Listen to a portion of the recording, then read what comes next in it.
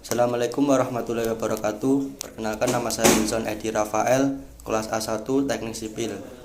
Nomor induk mahasiswa 22 100 3222 011 656. Oke, di sini saya mau membuat tugas yang diberikan oleh Bapak Niko Fadil Muhammad STMT, yaitu dengan video vlog yang bertema penjelasan mengenai hidrologi dan siklus hidrologi.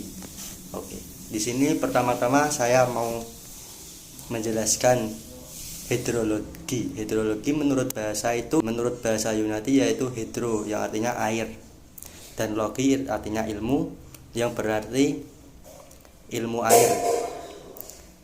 Hidrologi adalah ilmu yang mempelajari siklus air di bumi, termasuk sumber air, distribusi, kualitas air, dan pergerakan air di permukaan bumi dan dalam tanah. Ilmu ini sangat penting dalam memahami sumber daya air di bumi, serta dalam memahami bagaimana air mempengaruhi lingkungan hidup kita.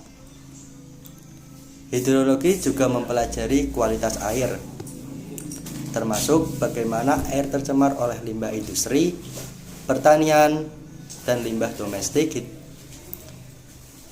Hidrologi juga mempelajari cara untuk mengatasi masalah pencemaran air dan menjaga kualitas air untuk keperluan manusia dan lingkungan hidup.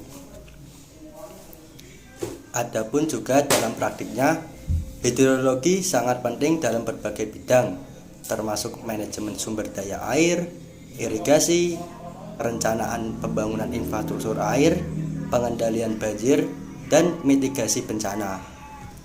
Hidrologi juga penting dalam memahami dampak perubahan iklim pada siklus air dan sumber daya air di masa depan. Beberapa siklus hidrologi atau bisa disebut juga dengan siklus air adalah proses di mana air berasal dari atmosfer bumi akan kembali lagi ke atmosfer, dan proses tersebut akan kembali berulang-ulang.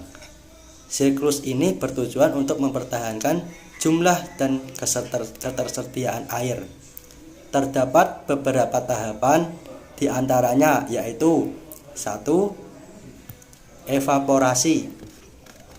Evaporasi yaitu proses penguapan air dari tubuh-tubuh air seperti laut, danau, dan sungai yang diakibatkan oleh pemanasan sinar matahari.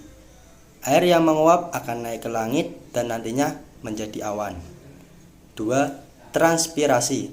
Transpirasi merupakan penguapan air dari permukaan tumbuhan seperti pada gambar siklus hidrologi di atas.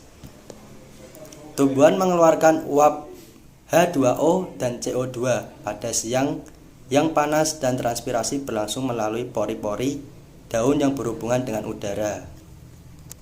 Yang ketiga, sublimasi. Pada tahap ini, sinar matahari akan membantu penguapan pada es tanpa melalui proses pencairan. Hal ini mengakibatkan es yang merupakan bentuk padat dari air menguap dan berubah menjadi awan. Sirkulasi yang keempat yaitu interpretasi. Pada proses ini, air hujan tertahan pada tanaman untuk kemudian terevaporasi kembali ke atmosfer.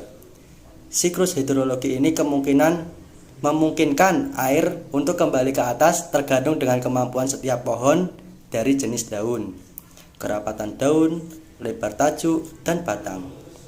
Yang kelima, kondensasi. Kondensasi yaitu siklus hidrologi satu ini menampakkan perubahan wujud uap air menjadi titik-titik air di atmosfer, sehingga membentuk awan, dan proses ini terjadi karena pengaruh rendahnya suatu suhu pada ketinggian atmosfer tertentu. Yang keenam, adveksi. Pada siklus hidrologi ini, butiran air yang berbentuk bergerak secara horizontal dan berpindah dari satu ke tempat lain. Hal tersebut juga dibantu karena pengaruh angin yang berhembus. Yang ketujuh yaitu presipitasi. Adalah proses turunnya air ke permukaan bumi dalam bentuk hujan. Bukan hanya hujan pada daerah yang bersuhu rendah, presipitasi juga bisa menurunkan air padat berupa salju. Yang ke-8 adalah runoff. Air yang sudah jatuh ke permukaan bumi yang tinggi akan mengalir ke tempat yang lebih rendah melalui sungai atau anak sungai.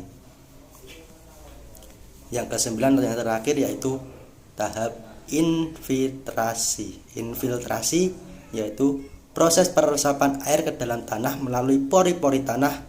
Dalam siklus hidrologi ini, air dapat tersimpan menjadi air tanah yang secara lambat akan mengalir kembali ke laut. Proses tersebut saling berhubungan satu sama lain dan membentuk siklus yang terus berulang. Siklus hidrologis penting bagi keberlangsungan hidup manusia atau kehidupan. Sekian penjelasan hidrologi dan siklus hidrologi yang saya berikan. Terima kasih. Wassalamualaikum warahmatullahi wabarakatuh.